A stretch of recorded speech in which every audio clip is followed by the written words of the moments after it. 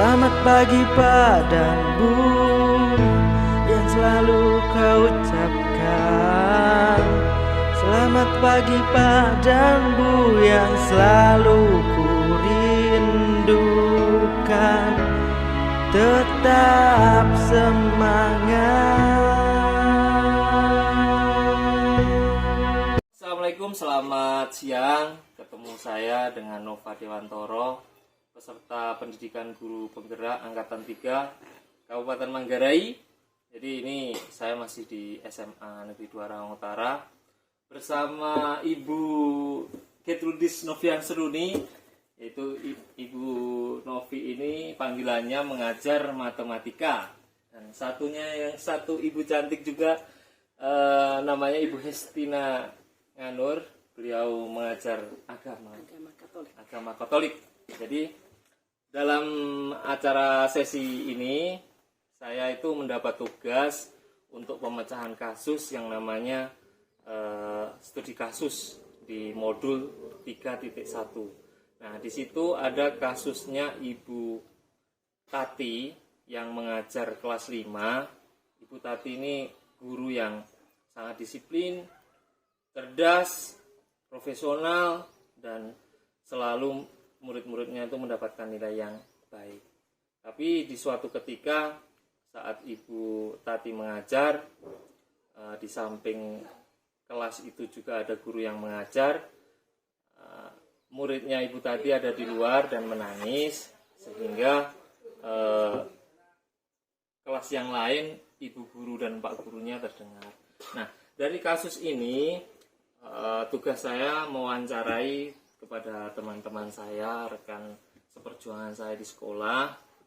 Bagaimana pertanyaan saya bagaimana jika seandainya Ibu Tati itu kan mengajar kelas 5 SD. Terus ibu berdua misalnya di kelas 3 dan kelas 4. Mendengar muridnya Ibu Tati yang menangis dan melihat dihukum berlutut di atas batu. Mungkin dari Bu Novi dulu. Mungkin Bu Novi bagaimana? Bu Novi tindakan apa yang dilakukan saat mendengar anak itu di luar itu menangis dan Bu Novi mendengar dan keluar dari ruangan saat mengajar. Bagaimana Bu Novi? Baik, terima kasih Pak Nova. Jadi ini kan tadi tindakan disiplinnya dilakukan di dalam kelas ya. Siswanya disuruh berlutut di dalam kelas oleh Ibu Tati tadi. Di luar kelas. Di luar kelas. Jadi suaranya itu terdengar saat Ibu mengajar. Okay. Jadi saat Ibu mengajar itu kok terdengar anak menangis. Nah, jamnya siapa? Jamnya Bu Tati. Nah, ini anak kok di luar. Bagaimana menurut Ibu Novi? Kalau dari saya pribadi ya Pak Nov, ya. Maksudnya ini kita kembali ke kapasitas kita atau bagaimana kita sebagai guru juga. Jadi kalau saya pribadi untuk kasus seperti itu, saya tidak punya wewenang untuk menginterupsi pembelajaran Ibu Tati, karena bagaimanapun juga pada saat pembelajaran seluruh hal yang terjadi merupakan tanggung jawab penuh dari guru yang bersangkutan. Ibaratnya guru itu penulis skenario dan sutradara selama pembelajaran berlangsung. Jadi apapun yang terjadi, ya, dia yang mengatur semuanya itu, termasuk dalam hal memberikan tindakan disiplin. Nah, soal si anak tadi yang diberi tindakan disiplin dengan cara berlutut di luar, menurut saya Ibu Tati seperti yang Pak Nova sudah jelaskan tadi, karakternya kan dia orangnya tegas, kemudian baik. Yang jelas pasti dia punya alasan lah di balik dia memberi tindakan disiplin, dan dia juga sudah memikirkan resiko apa yang harus diterimanya nanti setelah tindakan disiplin diberikan kepada siswa. Itu menurut saya sih Pak Nova. Ya Ibu, itu dari Bu Novi yang tidak bisa menginterupsi pembelajaran karena skenario dan sutradara sebagai guru. Menurut Ibu Hesti, Bu Hesti ini mengajar agama, tentunya KI1 itu sangat berperan luar biasa. Nah, kita dengar pernyataan dari Ibu Hestina Nganur selaku guru agama, bagaimana kalau ada kasus semacam itu, Ibu mendengar ketika anak itu nangis dan dihukum berlutut, apa yang Ibu harus lakukan?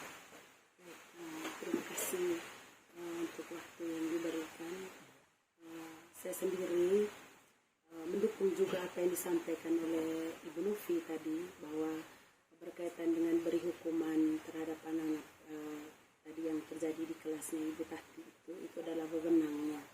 Tetapi ini menurut hati saya, bahwa memang kita tidak punya wewenang untuk mengurus anak yang bukan menjadi tanggung jawab atau yang menjadi tanggung jawab kita di kelas. Karena karena itu jamnya Bu Tati. Ya, jamnya Bu Tati. Tetapi karena kita lihat, saya pribadi melihat bahwa anaknya menangis. Dan dihukum di atas berlutut di atas batu. Ya. Kalau menurut saya, hukuman-hukuman seperti itu juga saya rasa menurut saya tidak sependapat dengan Ibu Tati, karena berlutut berlutut di atas batu, dan anak itu menangis juga kan reaksi karena mungkin lututnya itu sakit. Ya begitu. Kalau saya secara pribadi memang itu melangkahi, kalau menurut prosedurnya bahwa saya melangkahi dari tanggung jawab Ibu Tati sebagai gurunya di kelas. Tetapi saya sebagai guru ada rasa prihatin juga kalau memberi hukuman seperti itu. Tindakan saya itu, saya tidak mengurus anaknya, tapi ada baiknya untuk dekati gurunya. Pendekatan ini juga yang pasti setelah pelajaran selesai atau tindakan tanya kepada gurunya persoalan apa yang terjadi dengan anak itu sehingga sampai dia diberi hukuman begitu. Kasih pikiran juga karena beri hukuman seperti itu juga kan melanggar. Melanggar. Kalau misalnya diberi hukuman yang lain atau ke apa, kita guru juga kan ada banyak cara, metode yang kita lakukan untuk memberi hukuman kepada anak, tidak harus dengan memberikan hukuman dengan berlutut.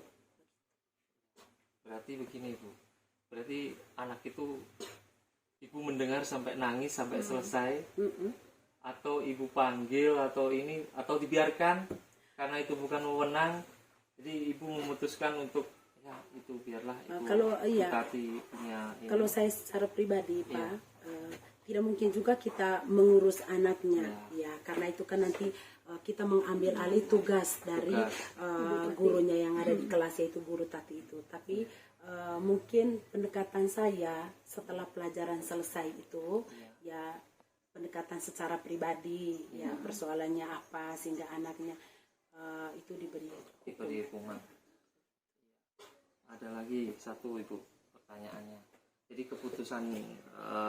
keputusan yang bertanggung jawab di sini artinya nanti di kemudian hari Ibu ketemu Bu Tati sama Bu Novi Novi dulu ketemu Bu Tati, atau kalau Ibu Hesti tadi kan ketemu nanti di kemudian hari, atau Ibu masuk di ruangannya, izin Bu ini anak menangis karena kesakitan atau apa, atau bagaimana? Kalau kita kaitkan dengan perasaan kan sedih juga kan kita melihat anak ini nangis ini. Kalau dari saya ya Pak Novi, maksudnya kalau secara kemanusiaan memang itu tidak wajar apalagi diberi tindakan disiplin hukuman fisik lah seperti itu. Tapi kembali tadi, kalau menurut saya kita tidak bisa menginterupsi ketika satu guru itu sedang melangsungkan kegiatan belajar mengajar di kelas. Bagaimanapun juga ini kan masalah wewenang juga kan, kita tidak punya wewenang untuk itu kalau saya pribadi Tapi kalau untuk pendekatan personal setelah pembelajaran selesai diusahakan begitu. Tapi yang jelas dengan bahasa yang tidak membuat Ibu Tati tersinggung seolah-olah kita menggurui Ibu Tati, tidak. Mungkin kita mulai dengan bertanya dulu. Tadi saya melihat anak menangis, kemudian ditanya permasalahan seperti apa, lalu kita mendengar penjelasan dari Ibu Tati kenapa sampai diberi tindakan disiplin seperti itu. Itu pas untuk Bu Tatinya. Sekarang untuk anaknya Ibu, anak yang menangis dan tentunya itu juga malu karena dihukum. Nah, jikalau anak itu tidak datang ke sekolah karena malu habis dihukum, sakit dan sebagainya, dan menimbulkan psikis anak itu datang ke sekolah rasa-rasa malu, bagaimana menurut Ibu? Kira-kira anaknya juga butuh diajak ngobrol atau dikuatkan atau bagaimana? Karena kan itu tadi dari Bu Tatinya, kalau dari anaknya kira-kira hal apa yang kita harus kasih motivasi atau apa? Dari gurunya motivasi untuk anaknya. Kalau Ibu Hesti dulu, misalnya kan anaknya begini, wah saya sudah dihukum Bu Guru, saya malu Ibu dihukum Bu Tati, saya mau ke sekolah saya tidak mau, akhirnya menimbulkan trauma ya. Mungkin hal apa yang mungkin Ibu lakukan untuk anak tersebut supaya tidak ada perasaan seperti itu? Pertama itu kan yang pasti kita melakukan pendekatan. Mungkin reaksi-reaksi dari anak itu tadi diberi hukuman seperti itu, malu dengan teman-temannya, ataukah mungkin ada perasaan kecewa dan gurunya atau takut ya, karena hukuman seperti itu tadi kan bisa diberi kesimpulan keras ya, tindakan kekerasan karena berlutut di atas batu. Mungkin yang membuat anak itu takut untuk ke sekolah. Pertama yang kita lakukan itu adalah melakukan pendekatan. Pendekatan di sini kita memanggil anaknya begitu. Lalu kita tanya ya, alasan apa sehingga mungkin anaknya setelah diberi hukuman itu mungkin malas ke sekolah ya Pak ya, reaksinya tadi bahwa kita tanya alasan apa sehingga kamu itu tidak ke sekolah begitu. Terus kalau misalnya bagaimana jawaban dari anaknya mungkin berapa karena diberi hukuman itu kita akan tanya persoalannya apa sehingga sampai diberi hukuman seperti itu. Berarti intinya anaknya juga dikasih kita akan memberi solusi dan yang pada akhirnya bahwa kita harus memberi solusi. Kalau memang persoalannya di kelas diberi hukuman karena tidak dikerjakan tugas atau nakal, kita juga akan memberi saya sebagai gurunya juga memberikan masukan yang terbaik untuk anaknya itu apa, dan yang pasti memberi motivasi untuk dia tetap semangat. Nah, mungkin ada tambahan dari Ibu Novi? Mungkin dari saya ya sependapat dengan Ibu Esti. Kita perlu melakukan pendekatan secara pribadi lah kepada anak tersebut. Selain itu juga, kalau menurut saya mungkin juga kita perlu duduk bersama dengan Ibu Tati juga sebagai orang yang memberi tindakan disiplin. Supaya Ibu Tati bisa menjelaskan maksudnya alasan dari tindakan disiplin yang diberikan kepada anaknya. Jadi jangan hanya guru lain yang memberi nasihat, Ibu Tatinya juga. Tetapi kalau memang kasusnya sudah parah sekali, sudah sampai menimbulkan trauma sampai yang anaknya tidak dapat berdiri, mungkin itu kita bicarakan bersama-sama. Kalau tidak, kalau belum bisa juga kita ke dokter sekolahnya dulu, guru BK-nya. Ibu guru BK. Guru BK begitu. Dari saya begitu Pak. Oke, kalau begitu sudah pas tuntas, artinya kita akan menuntun anak dan membuat keputusan yang di satu sisi tidak membuat sakit hati Bu Tati, di satu sisi juga membuat anaknya trauma. Jadi terima kasih. Oke, itu tadi Ibu sudah meluangkan waktu buat saya memecahkan kasus tugas di LMS modul 3.1 Pendidikan Guru Penggerak. Jadi itu saja dari kami di SMA Negeri 2 Rahong Utara. Tetap semangat untuk Bapak Ibu guru di seluruh tanah air. Sukses selalu pendidikan. Dadah Bu. Dadah.